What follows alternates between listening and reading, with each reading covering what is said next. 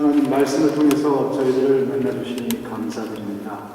바라옵기는 이 시간 목마른 사슴이 그 갈급한 심령으로 샘을 찾는 것처럼 주님을 향하여 저희들의 마음을 온전히 열어드리오니 저희들을 찾아와 주시고 저희들을 변화시켜 주시고 또 주님의 말씀대로 저희들을 살아갈 수 있게 도와주시옵소서.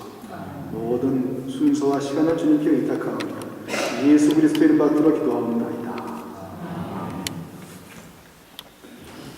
지난 시간에 미리 잠깐 말씀드렸던 것처럼 오늘은 소아시아의 7교회 가운데 특별히 이제 어떤 질책의 말씀,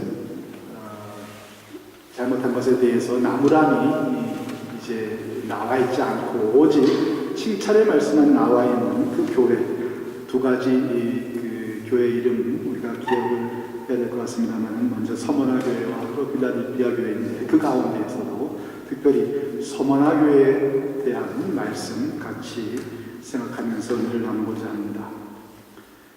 서머나 교회 앞에 언급되는 교회가 있습니다. 요한계시록에 어떤 교회인지 아시겠습니까 혹시? 어떤 교회가 요한계시록의 7교회 가운데 제일 먼저 언급되는가?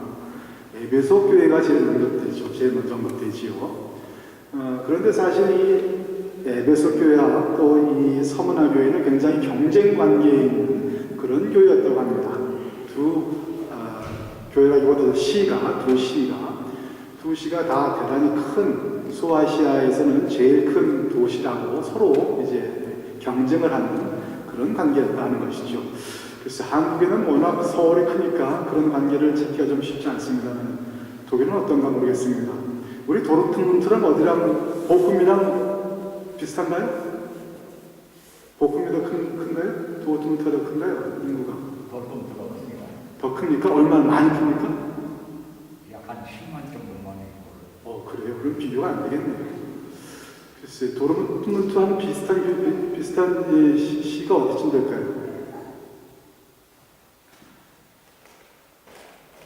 뒤셀도프는 또 너무 크고 아무튼 도르트문트랑 비슷한 시가 이제 어딘지 제가 잘 모르겠습니다만 아무튼 그 당시 소아시아에는 이제 에베소하고 그다음에 이 서머나가 두 도시가 이제 서로 내가 더 큰 도시다 이런 식으로 서로 경쟁을 했다는 것입니다. 그런데 이 서머나시가 이렇게 클 수 있었던 것, 소아시아에서 1, 2위를 다투는 그런 큰 도시가 될 수 있었던 것은 자연적인 천혜의 항구가 이제 서머나였기 때문에 그렇다 이렇게 말씀드릴 수가 있겠습니다. 만이 있어가지고 그 만에 이제 항구가 세워진 것이죠. 뿐만 아니라 우리가 그 멜레스라고 하는 강이 또 이 시를 지나가고 있었습니다. 우리가 옛날에 뭐 국사 시간인가요? 이렇게 보면은 한국에서 이 도시가 발달할 수 있는 어떤 조건 가운데 하나가 물이 있어야 되고 그다음에 뭐 땔감이 있어야 되고 이런 일을 많이 하죠. 그런데 바로 이 서머나 시가 그런 천혜의 조건을 갖춘 그런 시였던 것 같아요.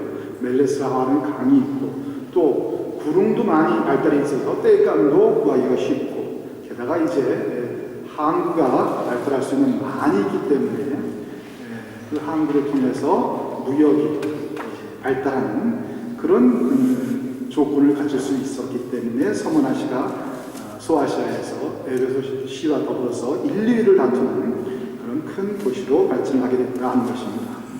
그런데 이 시가 이렇게 큰 시다 보니까 이제 서로 이 시를 빼앗으려고 해서 또 전쟁도 또 그만큼 많이 겪었다고 합니다. 기원전 580년에 이미 이 시는 크게 번성을 했다가 전쟁 때문에 폭삭 망하는 그런 안타까운 역사를 겪기도 했다고 해요. 그런데 이제 이렇게 완전히 폭삭 망해서 끝나버린 것이 아니라 기원전 580년에 전쟁으로 폭삭 망했던 이 도시가 또 기원전 280년쯤에 알렉산더 대왕이 이제 명령을 내려서 아주 도시를 계획에 따라서 소위 도시 계획에 따라서 새롭게 완전히 재건하도록 했다고 하는 것입니다. 그래서 그 당시 사람들은 이 서머나 시를 소위 말하는 멜레스강의 기적이다 이렇게 불렀다고 해요. 여러분 라인강의 기적이니 혹은 한강의 기적이니 하는 말씀 많이 들어보셨죠? 전후 폭삭 망했던 독일이 소위 부흥을 하게 된 것, 이제 라인강의 기적으로 표현합니다.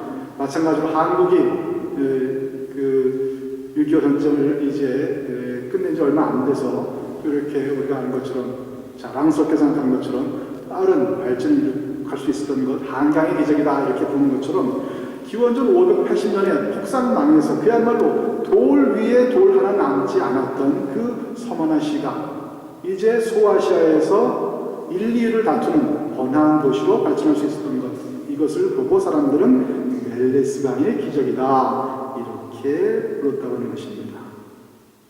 특별히 이 소아시아에서 1, 2위를 다퉜던 이 에베소는 오늘날 여러분들 혹시 그 소위 성지순례 가보신 분 계신지 모르겠습니다만 에베소에 가면 이제 남아있는 게 없어요. 그냥 유적지 그 폐허만 남아있습니다.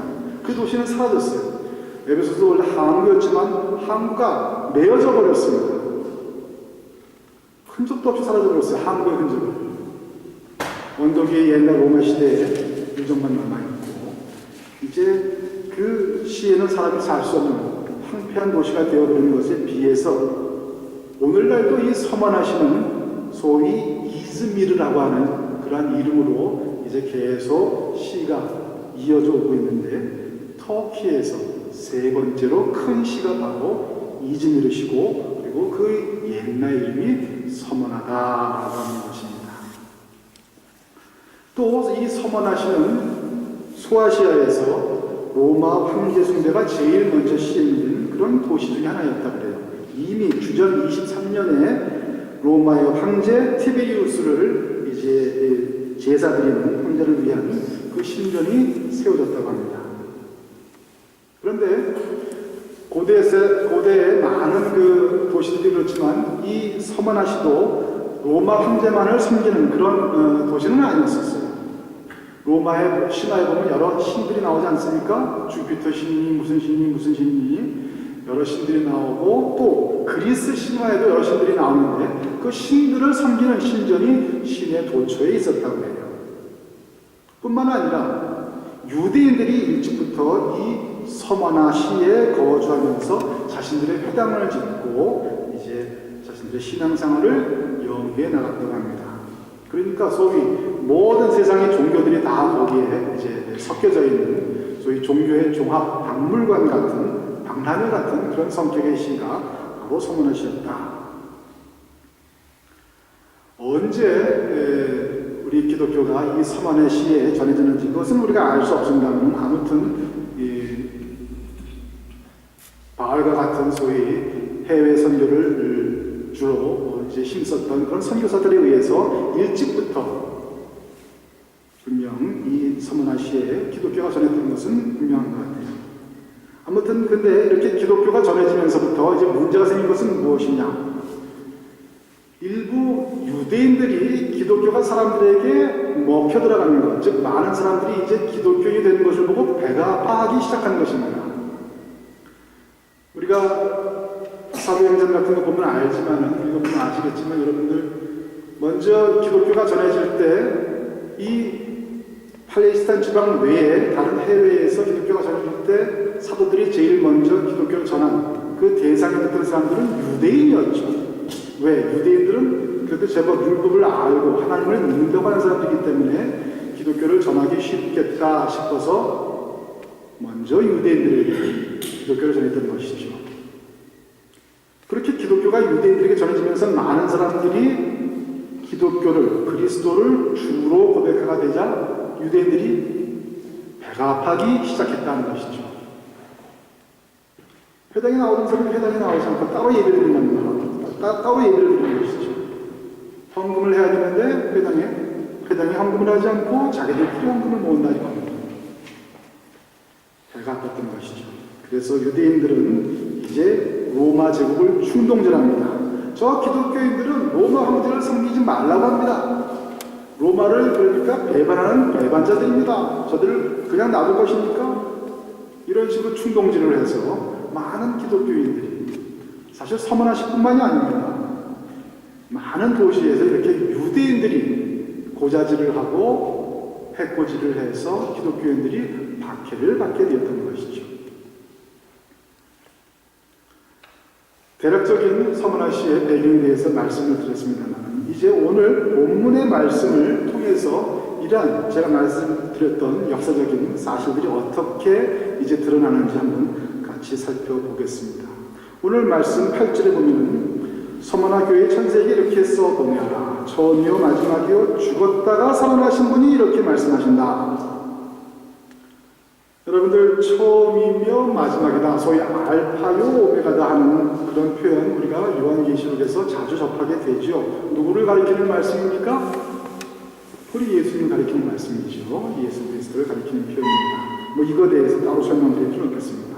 그리고 그 다음에 나오는 표현, 죽었다가 다시 살아나신 분, 이런 표현도 당연히 예수 그리스도를 가리키는 표현입니다. 그러나 이 죽었다가 다시 살아났다고 하는 것, 이 표현 사실 서문화시를 은근히 빗대어 하는 그런 말씀이라고도 우리가 생각할 수 있습니다.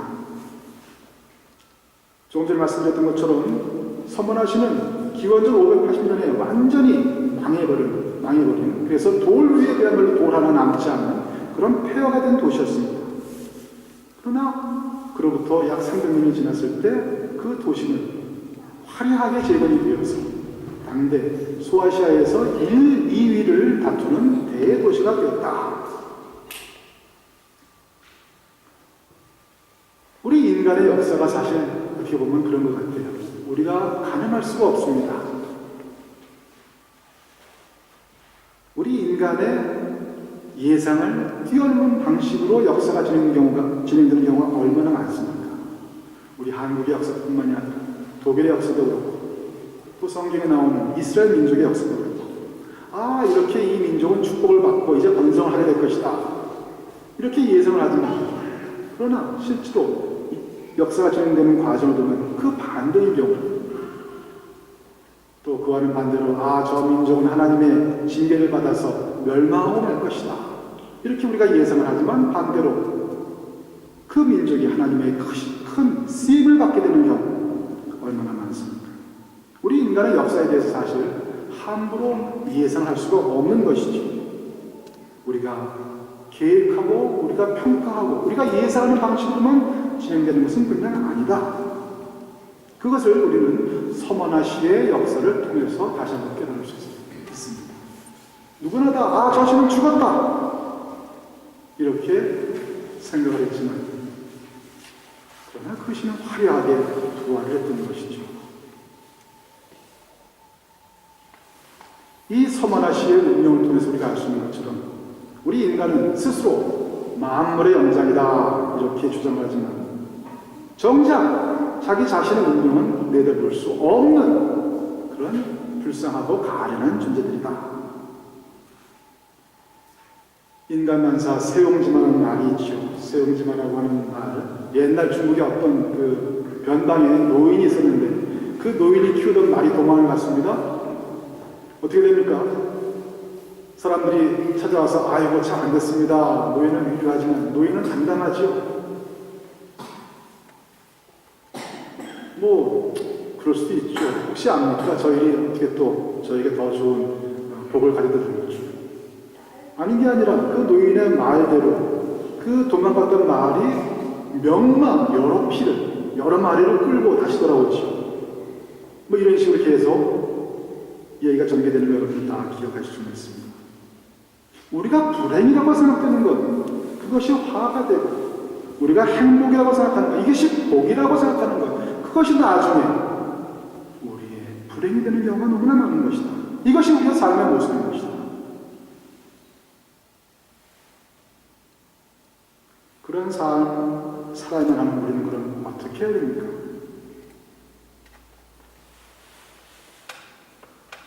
긴 말 드릴 것은 아니라고 생각합니다.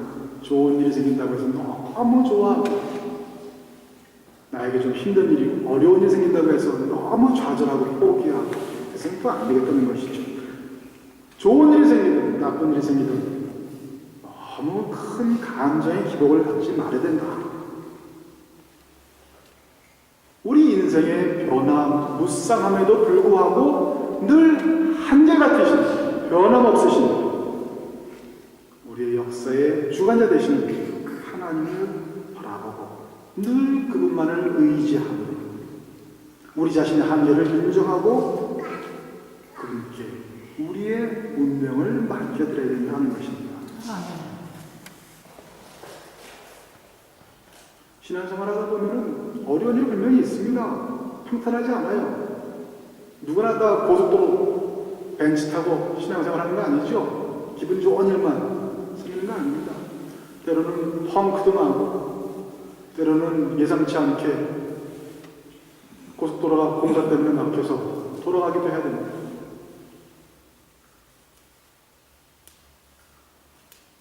어떤 상황이 되든 중요한 것은 우리에게는 내비게이션이 있습니다. 누가 우리의 내비게이션입니까? 우리의 인도자 예수 그리스도가 계시니까 우리 어떤 어려움이 있더라도 좌절할 필요 없고 또 너무 좋은 일만 생긴다고 해서 교만해서는 안 되고 그저 모든 것을 하나님께 맡기고 그분의 인도하심에 순종하는 그런 신앙이 되겠다는 것입니다. 그런 사람들은 어떤 일이 나도 두렵지 않아요. 죽음도 공포의 대상이 아닙니다. 왜? 죽음 너머에도 하나님의 역사는 계속될 것이기 때문에 이 땅에서 우리의 역사는 그곳을 끝일지 몰라도 그것이 다가 아니라 하나님의 나라에서 우리의 역사는 계속될 것이다. 그것을 믿기 때문에 우리는 좌절하거나 두려워할 필요가 없는 것이죠.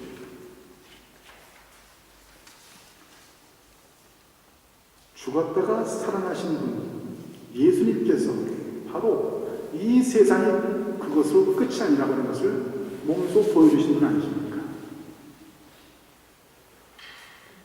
십자가를 생각할 때 예수님의 고난만 생각해서는 안 됩니다. 그 죽음, 고난 너머에 죽음 너머의 세상 이것까지도 우리가 바라볼 수 있어야겠다. 다음으로 9절의 말씀 같이 한번 살펴보겠습니다. 9절의 말씀. 나는 네가 당한 환난과 궁핍을 알고 있다. 그런데 사실 너는 부요하다.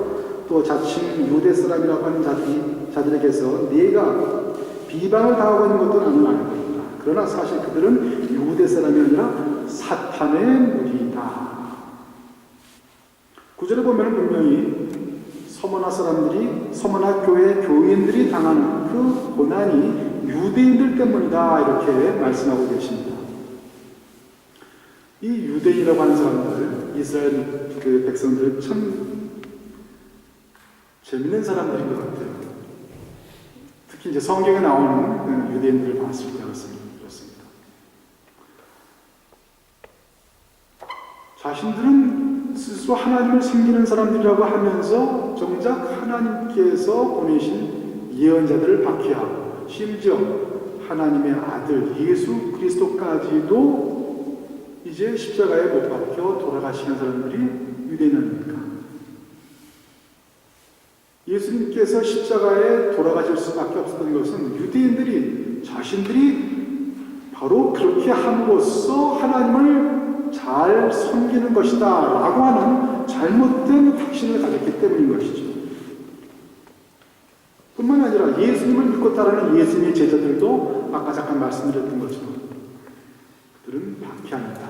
그것도 하나님을 잘 섬긴다고 하는 그런 미명 안에 박해라는 것이죠. 특별히 좀 치사하게 박해했던 것 같아요. 오늘 본문에 보면은 이제 서머나인들이 환난과 궁핍을 당했다라고 이렇게 되어 있는데 사실 유대인들은 이제 유대인들 가운데 더 이상 회당에 나오지 않고 자기들끼리 모여서 예수님을 예배하는 그런 무리들을 공동체에서 내쫓습니다. 유대 사회에서 내쫓습니다. 요즘 우리를 치면 한인 사회에서 내쫓는 것이죠. 한인 사회에서 무슨 행사 있으면 못 나오게 합니다. 그들과 거래도 안 해요. 그러니까 그 공동체에서 이제 소위 말하는 왕따를 당하다 보니까 예수 믿는 유대인들은 제대로 장사도 못하고 가난해질 수밖에 없는 것이죠.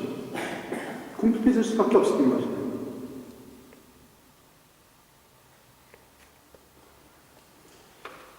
우리가 유대인들 물론 선택된 하나님께로부터 선택된 축복받은 민족이다 인정을 해야 됩니다. 하나님의 백성입니다. 제사장된 백성입니다. 그러나 정말 성경 말씀을 쭉 살펴보면은 유대인만큼 하나님을 마음 아프게 하는 그런 민족도 또 없죠. 하나님께서 그렇게 사랑해 주시는데도 불구하고 하나님의 말씀에 순종하며 살기보다는 하나님 말씀을 거스리고 특별히 하나님 대신 이방신을 섬기고 하나님의 계명을 지키지 않고 불의와 행악을 일삼던 그런 일들이 얼마나 많습니까? 예언서를 보면 그것이 쭉 나오죠. 예를 들어서 아모스서 5장 21절 24절 보면 이런 말씀이 나옵니다. 아모스서 5장 21절 이하에 보면 하나님께서 이제 예언자 아모스를 통해서 말씀하십니다. 내가 너희 절기를 미워하여 멸시하며 너희 성회들을 기뻐하지 아니하나니 너희가 내게 언제나 소제를 드릴지라도 내가 받지 아니할 것이요 너희의 살찐 희생의 화목제도 내가 돌아보지 아니하리라. 네 노랫소리를 내 앞에서 그칠지어다. 네 비파소리도 내가 듣지 아니하리라. 오직 정의를 물같이 공의를 마르지 않는 강같이 흐르게 할지어다. 예수님께서 일찍이 구약성서의 계명은 두 가지로 요약하신다 했죠. 뭡니까? 하나님 하나님을 사랑하는 것이고 또 하나는 이웃을 사랑하는 것이죠. 마음과 목숨과 뜻과 힘을 다해서 먼저 하나님을 사랑하고 그리고 내 이웃을 내 몸과 같이 사랑하라. 이 두 가지가 구약의 요약이다. 이렇게 예수님께서는 말씀하신 바 있습니다. 유대인들 물론 나름대로 열심히 하나님을 사랑하려고 했던 사람들입니다. 그리고 그렇게 하나님께 사랑을 자신들의 사랑을 이제 고백하는 방법으로서 그들은 열심히 때가 되면 절기가 되면 성회로 모이고 제사를 드렸죠. 예루살렘 성전에서 열심히 제사를 드렸습니다. 그러나 아모스서의 말씀을 보면 하나님께서는 그 제사를 받지 않으시겠다는 것입니다. 왜 그렇습니까? 제사를 드리되 그야말로 마음과 목숨과 뜻과 힘을 다해서 드리는 것이 아니라 형식적인 제사를 드렸기 때문이고 또 하나님을 사랑하는 것만큼 중요한 일, 이웃을 사랑하는 일 이것을 하지 않았기 때문이죠. 그래서 아모스 표현에 따르자면 하나님께서는 너희들 다 제사 지내다 안 하도 좋으니까 성회 때마다 모이지 않아도 좋으니까 그저 정의를 행하고 공의를 실천해라. 이것이 내가 바라는 바다. 이렇게 말씀하고 있는 것입니다. 위선적인 제사를 드렸던 것이고 공의와 정의를 행하지 않았기 때문에 하나님께서는 이스라엘 백성들에게 대해서 유대인들에게 대해서 너희들이 아무리 제사를 드려도 나를 받아들이지 않겠다. 이런 말씀을 하신 것이다. 이야기입니다.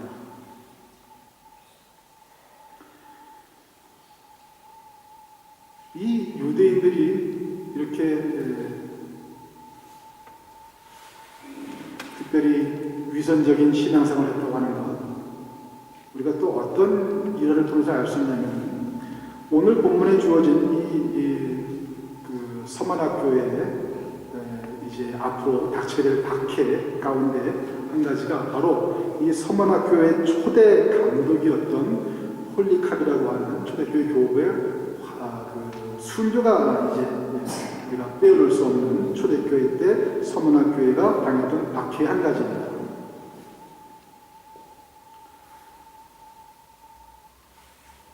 쉽게 얘기하자면 서문학교회에 초대 목사님이 계셨는데 그 목사님이 홀리캅이고 그 홀리캅이 이제 유대인들에 의해서 박해를 받고 화형을 당하게 됐다.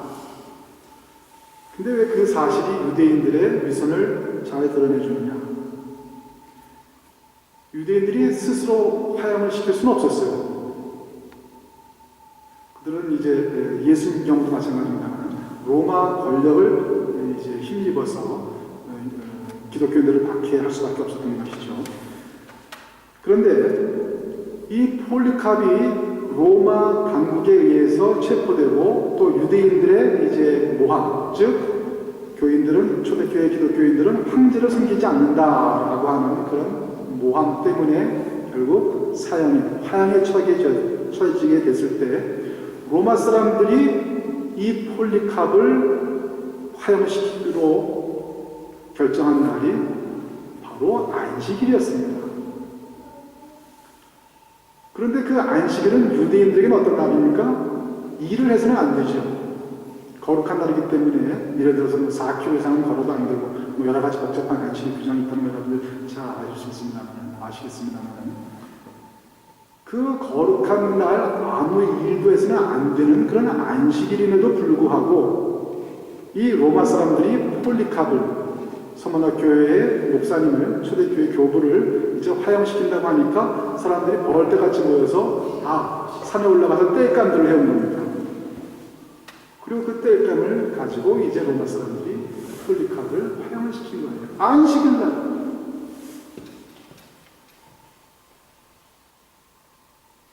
폴리캅을 얼마나 미워했으면 그를 이제 화형시키는 그 땔감을 구하기 위해서 유대인들이 안식일에도 불구하고 땔감을 산에 가서 뭐합니까? 유대인들이 기독교인들을 미워했던 그 정도뿐만이 아니라 그들의 신앙이 얼마만큼 위선적이었던가 하는 것을 우리가 알 수 있는 일환인 것이죠. 오늘 본문에 보면은 이제 그 유대인들 사람이 아니라 이제 사탄의 무리다 이렇게 표현이 되어 있는데 사실 이 사탄을 뜻하는 디아블로스라고 하는 말 이것은 원래 고소하는 자 이런 뜻입니다. 디아발레인이라고 하는 동사는 고소한다는 뜻으로 쓰이는 그런 그리스어이기도 합니다. 결국 이 유대인들이라고 하는 사람들은 자신들의 이익을 위해서 기독교인들을 로마에 고소함으로써 자신들이 정말로 사탄에 속한 사람들이다. 하나님 편에 선 사람들이 아니라 사탄의 편에 선 사람들이다 하는 것을 스스로 폭로하고 만 것이죠.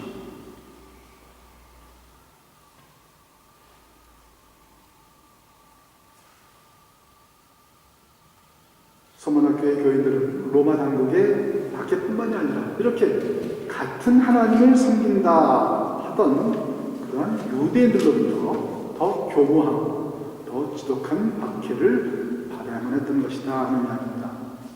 우리가 오늘 우리들의 신앙생활을 돌아볼 때 그런 일이 없기를 우리가 서로 바랍니다만 사실 그런 일이 또 간혹 있어요. 소위 믿는 사람들 때문에 같이 믿는다고 하는 사람들 때문에 우리가 어려움을 겪는 경우가 분명히 있습니다. 그들이 같은 기독교를 믿는다고 하면서 나를 이기십니다. 또 어떤 경우에는 이것이 진짜 기독교다라는 미명하에 나를 유혹하기도 합니다. 또 같은 교회 교인이 더 큰 상처를 내게 주기도 합니다. 이렇게 소위 같은 믿음을 가지고 있는 사람들이라고 하는 사람들로부터 우리가 받게 되는 그러한 어려움도 분명히 있다.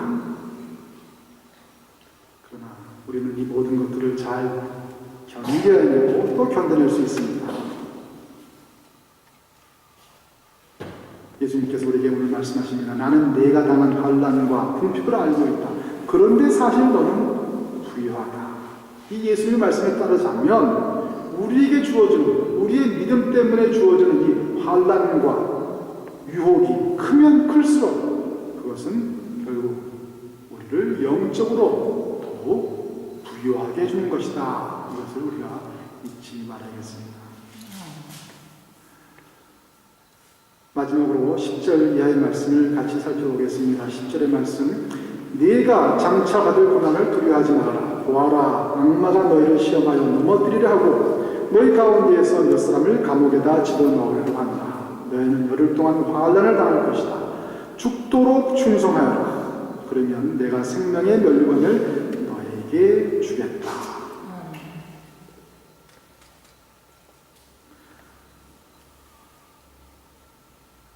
서문화 교인들에게 이제 앞으로 닥칠 환란, 그것은 피할 수 없는 것이었고, 또 아마도 그 교인들 가운데 일부는 감옥에 던져져야만 하는 그런 힘든 어려움이었을 것입니다. 그러나 이런 모든 고난에도 불구하고 서문화 교회 교인들은 두려움 없이 미래를 기다릴 수가 있었습니다. 왜 그럽니까? 그들에게는 고난뿐만이 아니라 약속도 주어지기 때문이죠. 예수님께서 말씀하신 것처럼 죽도록 충성하라. 그러면 내가 생명의 멸류관을 너에게 주겠다. 이 약속이 주어지기 때문인 것이죠. 오늘도 마찬가지입니다. 거듭 말씀드리지만 우리가 이 세상이 끝이라면 우리는 굳이 환난을 갈 필요가 없어요. 왜?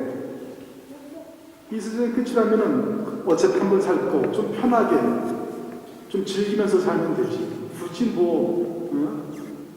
신앙 때문에 어려움 당하고 고난을 받고 그럴 필요 뭐 있습니까? 그러나 그것이 아닌 것이죠.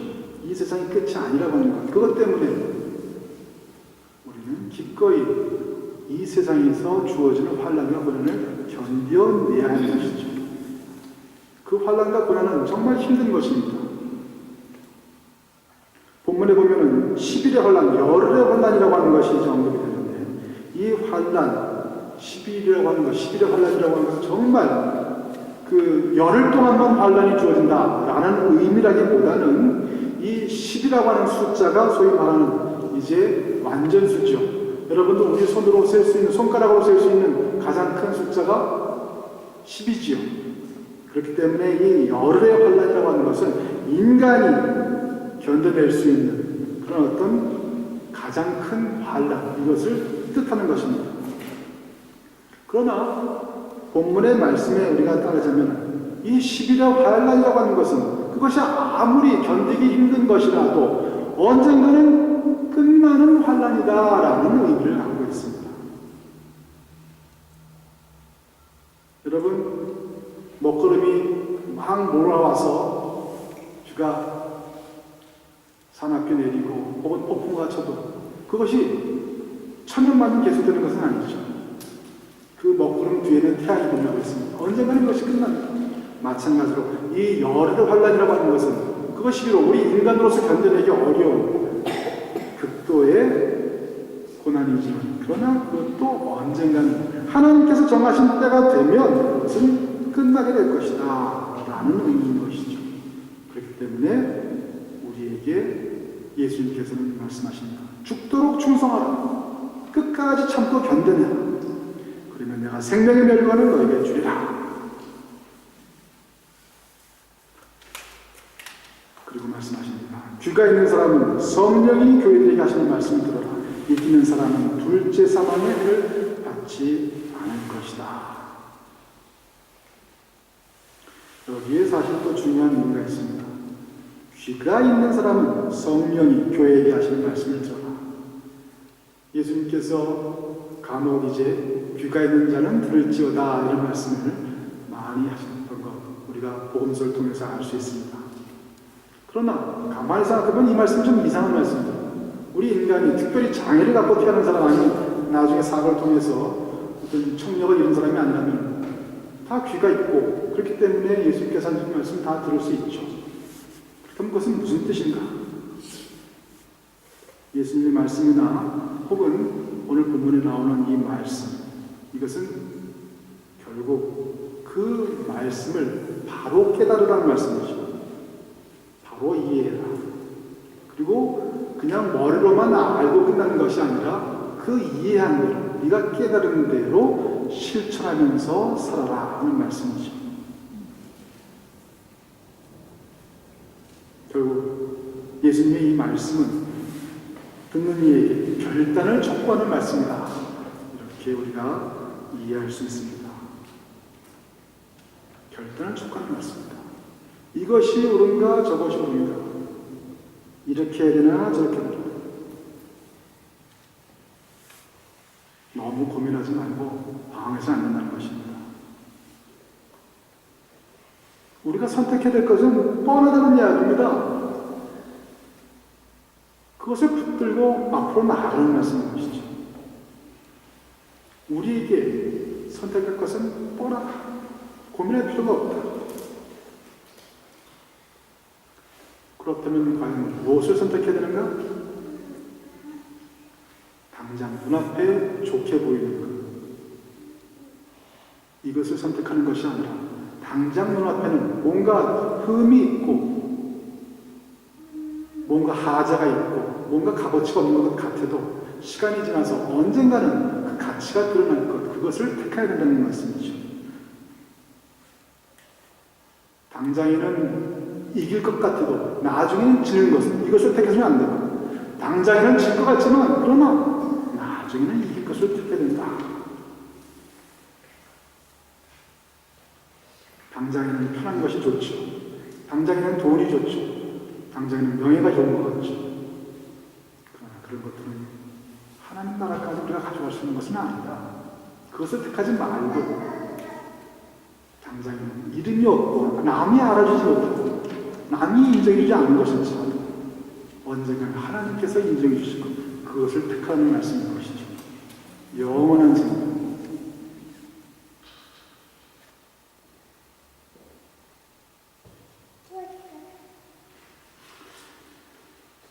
교회에서 오래전부터 전해지는 이야기 한 가지 전해드리고 설교를 마치고자 합니다.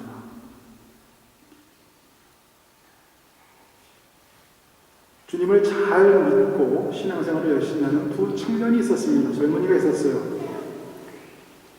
하나님께서는 너무 기특해서 그 두 젊은이가 너무 기특해서 이제 복을 주시기로 작정을 하셨습니다. 그래서 천사를 그들에게 보내시고 너희들의 소원이 무엇이든지 세 가지를 내가 들어주겠다 이렇게 약속하셨습니다. 사명을 받은 천사가 젊은이에게 가서 두 젊은이에게 가서 하나님의 뜻을 전했습니다. 그러자 두 사람은 각자 소원을 말합니다. 첫째 젊은이는 세 가지 소원을 어떤 소원을 이야기하느냐. 먼저 이왕이면은 이 세상 살 때 좀 편하게 살고자 성공한 삶을 살고자 돈을 많이 벌 수 있게 해달라고 소원을 말했습니다. 그리고 많은 사람들이 자기를 존경할 수 있도록 높은 벼슬을 허락해달라고 또 요구합니다. 그리고 마지막으로 이 세상에서 얻은 이러한 축복을 오래 좀 누렸으면 좋겠다. 그래서 1000년 동안 살 수 있게 좀 해주십시오. 이렇게 요구를 합니다. 그러나 두 번째 젊은이는 전혀 다른 요구를 합니다. 무엇보다도 그는 자기가 사랑하는 여인이 하나 있는데, 한 사람이 있는데, 그 여인과 아름다운 가정을 이제 꾸릴 수 있게 해달라. 소원을 이야기하고, 그리고 자기의 가족이 이제 대대손손 하나님을 잘 믿고 하나님만을 섬기며 살 수 있게 해달라고 요구를 하고, 또 마지막으로 자기가 사는 날까지 건강하게 살 수 있게 해달라. 이렇게 소원을 이제 이야기합니다. 천사는 이 두 젊은이의 소원 세 가지를 모두 다 들어주고 하늘나라로 돌아갔습니다. 세월이 한참 지난 다음에 이제 천사는 두 젊은이가 어떻게 살고 있는지, 어떻게 소원이 그들에게 이루어졌는지 이것을 살피러 다시 두 젊은이를 찾아갔습니다. 먼저 첫 번째 젊은이의 집에 들렀습니다. 당연히 돈도 많이 벌고 높은 자리에 오고 또 목숨도 1000년 동안 보장된 그런 젊은이니까 행복한 삶을 살겠지 생각을 했습니다만 벌써 집안에 들어서는데 분위기가 말이 안 납니다. 그는 병석에 누워서 죽기만을 기다리고 있었습니다. 왜 이렇게 됐는가? 자신의 소원대로 사업에 성공했고 또 높은 자리에 올랐지만 그러나 그 과정 속에서 그는 신앙생활을 멀리하게 되었고 그저 세상 사람들과만 어울리다 보니까 소위 유흥과 향락에 빠지게 되었던 것입니다. 결국 치명적인 병까지 얻게 되어서 이제 고생하게 되었는데 이 젊은이가 요구한 세 번째가 무엇이었습니까? 1000년 동안 사는 것이었죠. 그러다 보니까 죽지도 못하는 거예요. 병이 걸려서 얼른 죽었으면 하는데 천사가 방문하는 것을 이제 보고 그 천사를 붙들고 자기 좀 죽게 해달라고, 이렇게 고통스러운 삶 더 이상 살고 싶지 않다, 죽게 해달라고 부탁을 합니다만, 그러나 천사도 더 이상 어떻게 할 수가 없습니다. 이미 세 가지 소원을 다 들어주기 때문에 천사는 안타까운 마음으로 그 젊은이의 집을 떠날 수밖에 없었던 것이죠. 두 번째 젊은이의 집을 방문했을 때 겉으로 보기에 그 집은 굉장히 푸름한 집이었습니다. 그러나 그 집에서는 웃음소리가 나오고 또 찬송가 소리가 나오는 것이었어요. 비록 세상적으로 성공하지 못했지만, 그래서 남들처럼 돈을 많이 번 것도 아니죠. 결국 허술한 집에 살 수밖에 없었지만, 그러나 가족들의 얼굴에는 평화와 사랑이 가득했고 온 동네 사람들로부터 칭찬을 받는 화목한 가정을 이루고 살고 있었던 것입니다. 사철의 봄바람 불어있고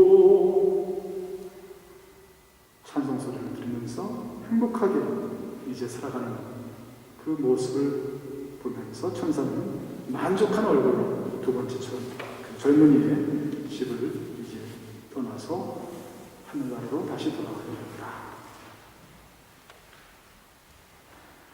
이 두 사람의 이야기, 모두 자기의 소원을 이제 이루고 살아가는 사람들의 이야기죠. 그러나 구체적인 모습은 대단히 대조적입니다. 여기서 우리는 과연 우리 인생에 있어서 진정한 행복이 무엇인가, 이것을 생각해 봐야만 할 것 같습니다.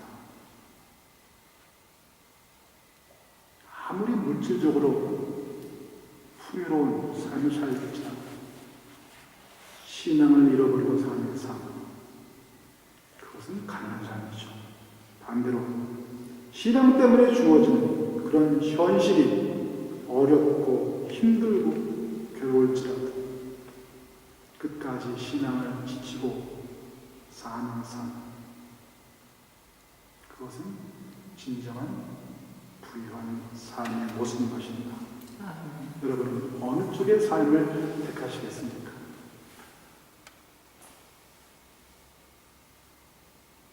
아무쪼록 일시적인 이 세상의 경계를 벗어나지 못하는 그런 풍요로움이 아니라 그 경계를 벗어난 영원한 축복, 하나님 나라에서의 영원한 풍요를 누리면서 살아가는 여러분들이 되시길 주님의 이름으로 축원합니다. 기도하시겠습니다.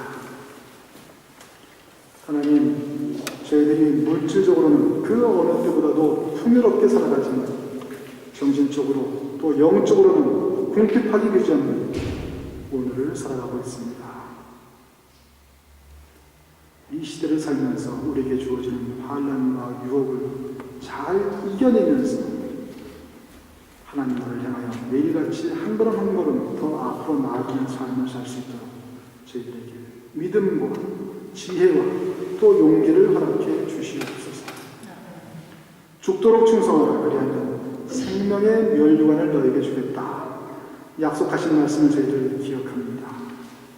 저희들에게 시련과 핍박과 유혹이 닥쳐올 때마다 이 약속을 기억하게 하시고 조금도 흔들리지 않고 좌절하지 않고 믿음을 지키며 살아갈 수 있도록 저희들을 붙들어 주시고 저희들을 인도해 주시옵소서.